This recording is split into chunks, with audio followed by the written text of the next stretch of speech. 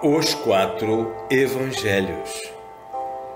Mateus capítulo 12, versículos 46 a 50.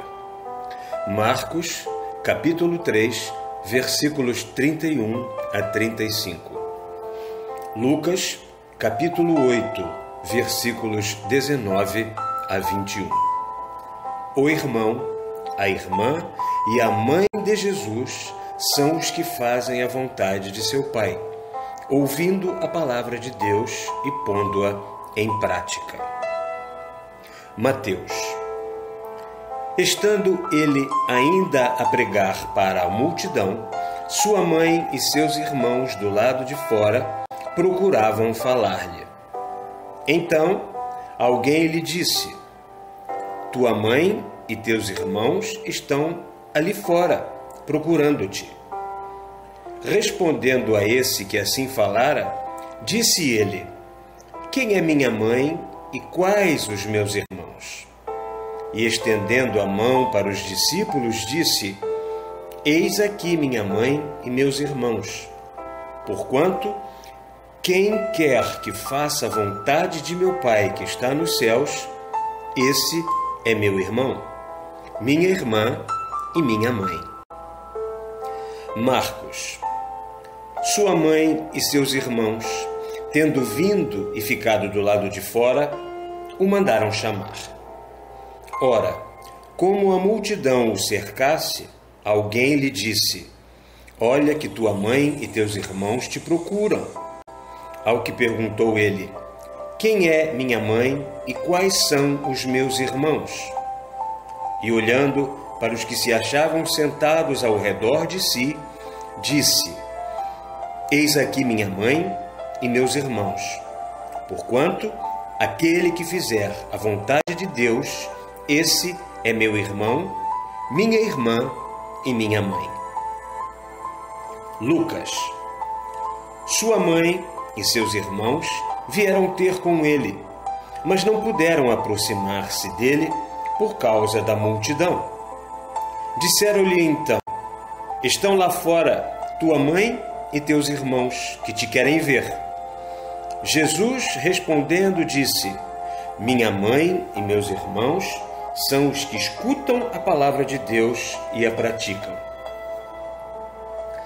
Não estando ligado a Maria num laço humano, Jesus patenteava aos homens os sentimentos de fraternidade e de amor que os deviam unir. Efetivamente, qual poderia ser o desejo do bom pastor que vinha à procura das ovelhas tresmalhadas?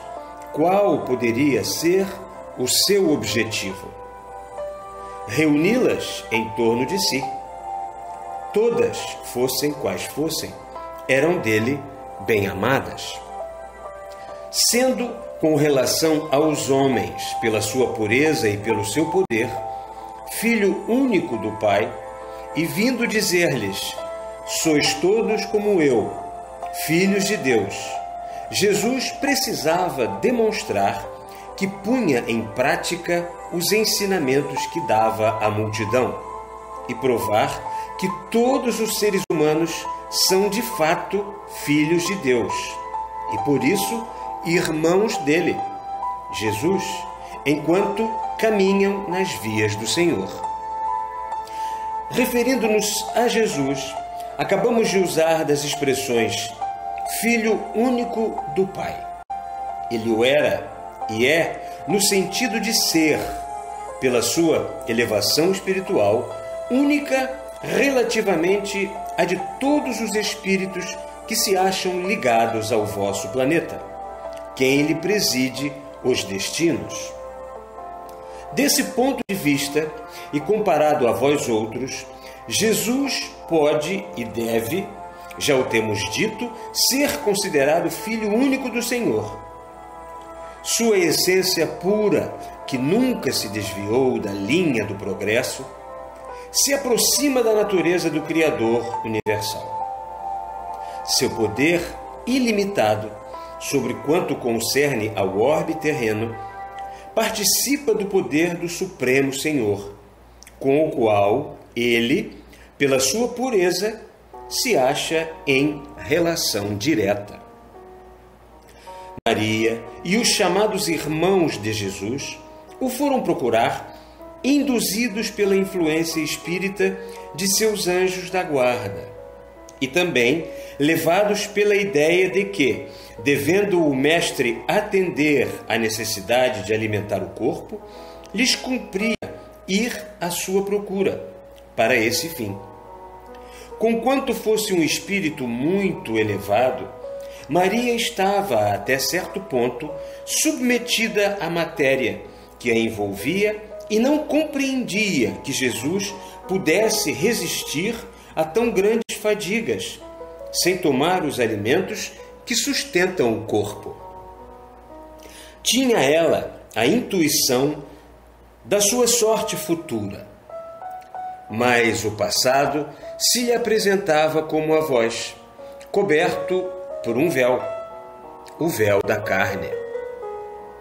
Nunca será demais que repitamos, pois não o deveis perder de vista, o seguinte: em virtude da revelação que lhes fora feita e que se conservou secreta como devia acontecer, até depois de finda a missão terrena de Jesus, este, para Maria e para José, era um ente excepcional, grande aos olhos de Deus, por ser filho do mesmo Deus, e que encarnara milagrosamente, mas sem deixar de participar da natureza do homem e de estar sujeito às exigências, às necessidades da humana existência. Para os homens, ele era um homem igual aos outros, filho por obra humana, de José e de Maria, e como tal o consideraram enquanto durou a missão terrena. E até a época em que, já finda essa missão, aquela revelação se tornou conhecida do povo. A ida de Maria e dos chamados irmãos de Jesus à procura deste, lhes foi inspirada para provocar, como provocou a observação do Mestre.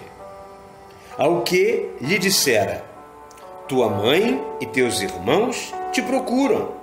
Ele respondeu inquirindo: quem é minha mãe e quem são meus irmãos?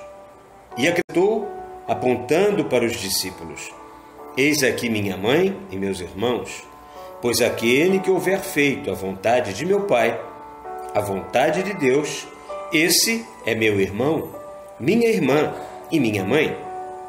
Minha mãe e meus irmãos são os que escutam a palavra de Deus e a põem em prática.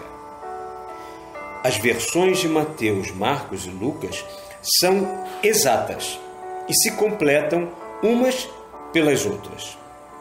Jesus apontou com a mão para os discípulos que o cercavam e respondeu, deixando cair sobre o povo a atração poderosa do seu olhar, irradiação magnética que atraía os homens como o ímã atrai o ferro. Por esse gesto, ele apresentava seus discípulos como exemplo e atraía para eles a multidão que os teria de imitar. Ao dar aquela resposta, o presente e o futuro se confundiam no seu pensamento. Deu-a, tendo por fim atento motivo que determinara a ida de Maria e dos que eram designados por irmãos dele, provar que a missão a cujo desempenho se consagrara no meio dos homens sobrelevava aos laços da família humana as necessidades da natureza humana que, no entender dos mesmos homens, se lhe faziam sentir. Em todas as ocasiões, feria as inteligências. Tinha também por fim, atentas às palavras que lhe eram dirigidas, mostrar veladamente que nenhum laço humano o prendia a Maria, nem, por conseguinte, aqueles com quem o supunham ligado por humano parentesco. Quis mostrar que não o ligava a Maria nem aos que eram tidos por seus irmãos, nem aos seus discípulos, nem à multidão que o rodeava, senão um laço espiritual, um parentesco espiritual, um laço de parentesco e de fraternidade segundo o Espírito e não segundo a carne. Quis ainda mostrar que mesmo esse parentesco e essa fraternidade, segundo o Espírito, entre ele e os homens, assim como entre estes de uns para os outros, não eram reais nem verdadeiros, senão relativamente aos que houvessem feito a vontade divina, escutando e pondo em prática a palavra de Deus, de quem era ele o representante e o órgão. Tinha igualmente por fim preparar os homens para, nos tempos preditos, receberem a nova revelação, que hoje vos trazemos, e que, tirando da letra o Espírito, lhes faria conhecer, em espírito e verdade, a sua origem espírita, as condições e o modo por que se deu o seu aparecimento na terra, sua missão, sua potencialidade e seus poderes como delegado e representante do Pai, no que diz respeito ao vosso planeta, a cuja formação ele presidiu, tendo por encargo dirigir-lhe o progresso e levá-lo à realização de seus destinos, conduzindo a humanidade terrena à perfeição, pelas vias do progresso, que são a caridade, o amor e a ciência. Por essa nova revelação, ficarão os homens sabendo em espírito e verdade que ele, Jesus, é de todos irmão e ao mesmo tempo Senhor, pelo poder ilimitado que tem sobre quanto respeita ao mundo em que habitais.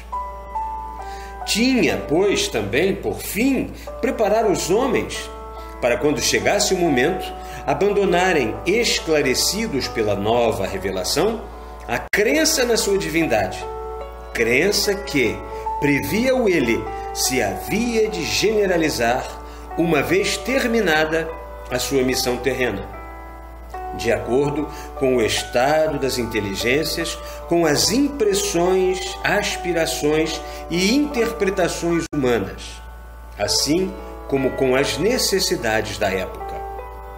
Correspondendo a essas necessidades e servindo para preparar os tempos de hoje, que eram então o futuro, para preparar o advento da era que se vos abre, tal crença seria, como foi, uma condição e um meio de progresso. Disseram a Jesus: tua mãe e teus irmãos te procuram.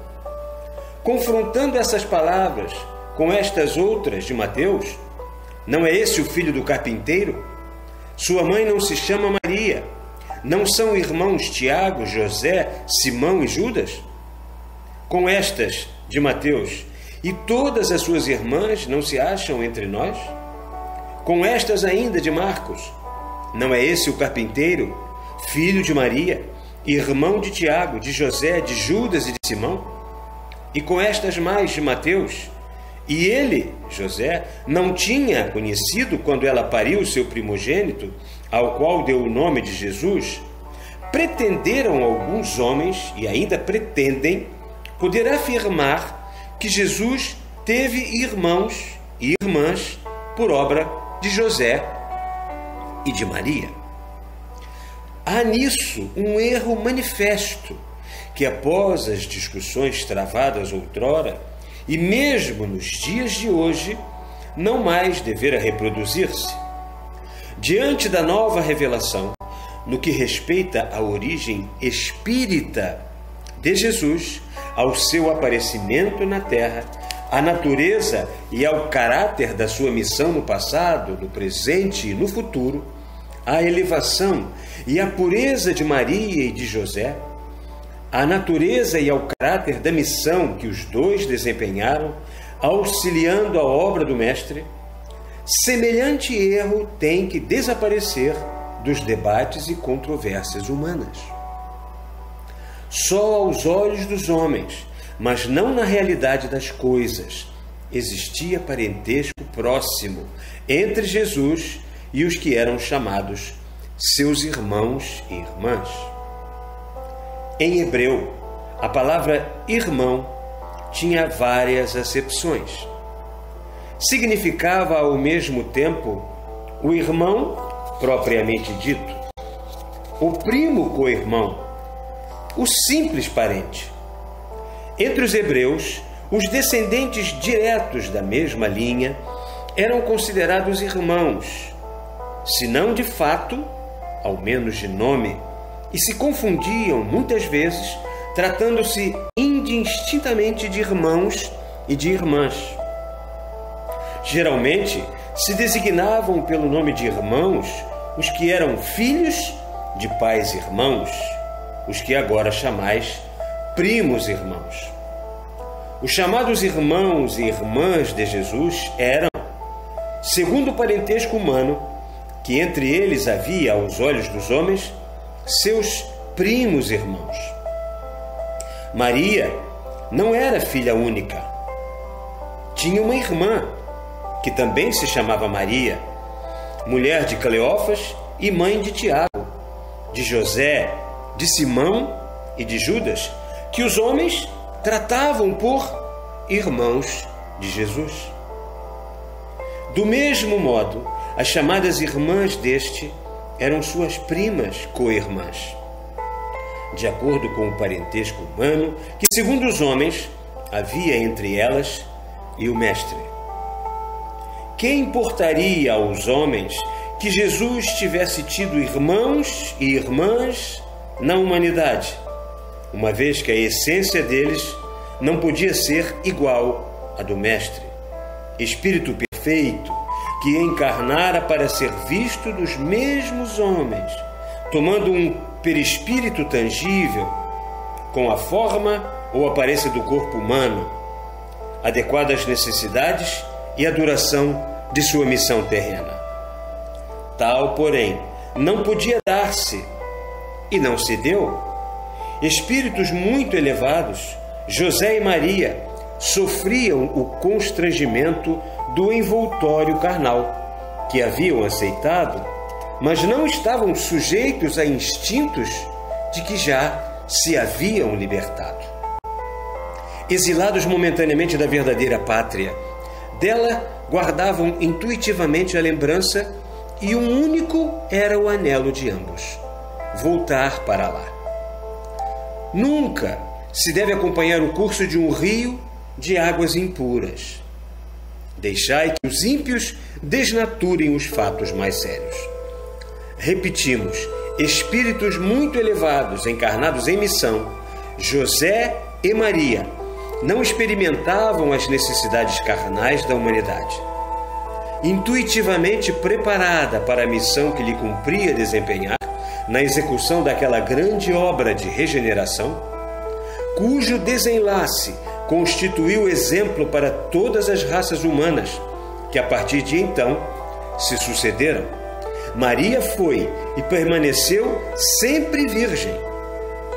José, menos elevado do que ela, mas desempenhando também uma missão sagrada, compreendeu, pela revelação do anjo, qual o objeto da sua existência material, e a ele se consagrou inteiramente.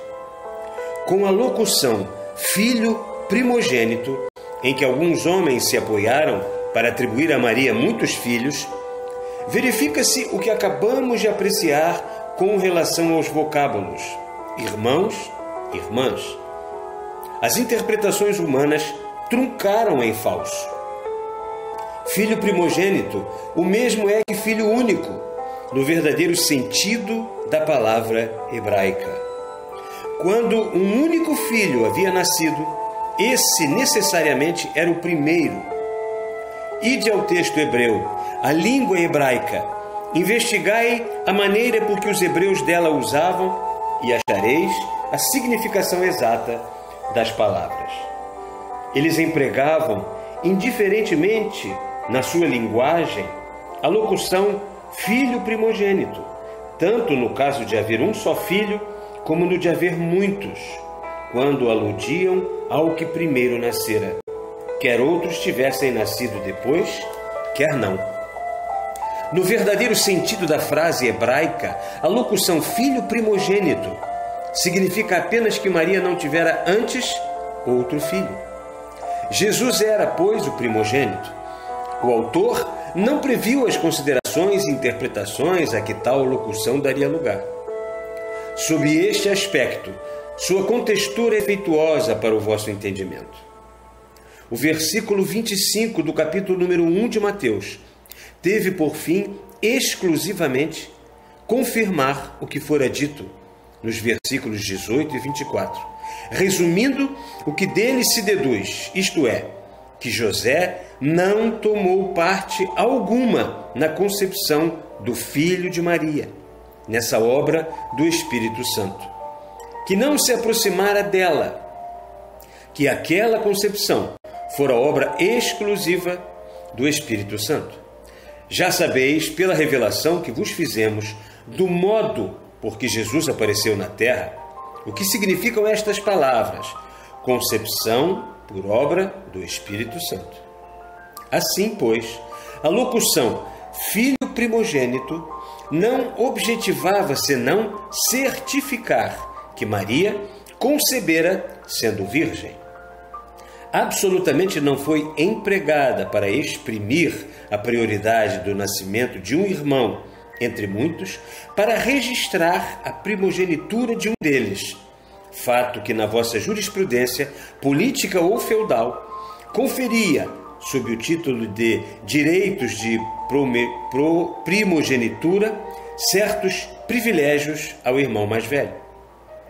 Pelo que vos revelamos com relação à gravidez e ao parto de Maria, sabeis agora como se conservou ela virgem, não obstante a gravidez e o parto, pois sabeis que estes, como obra do Espírito Santo, como obra espírita, realizada por meio do magnetismo espiritual, foram apenas aparentes, tomando-os ela, entretanto, e os homens, por fatos reais. Jesus, portanto, sendo filho primogênito, era o que chamais filho único. Terminada a sua missão terrena, os hebreus, por não quererem admitir que o Mestre tivesse tido a vida especial que lhe atribuíam, não só a revelação que, conservada até então secreta, se tornara conhecida do povo, mas ainda as interpretações a que essa revelação dera lugar, tomaram a locução primogênito como indicando que ao de Jesus se seguiram outros nascimentos. Vós outros cristãos vos apegastes ao sentido verdadeiro, de que é o de filho único. Eis aí a explicação destas palavras de que nos servimos, o que chamais filho único. Nota da editora. As traduções brasileiras do Novo Testamento, quer a protestante da Sociedade Bíblica, quer a católica de Rodin, bem como a excelente tradução em Esperanto, não falam em primogênito. Dizem, e não a conheceu, enquanto ela não deu à luz um filho, a quem pôs o nome de Jesus. Graças a Deus.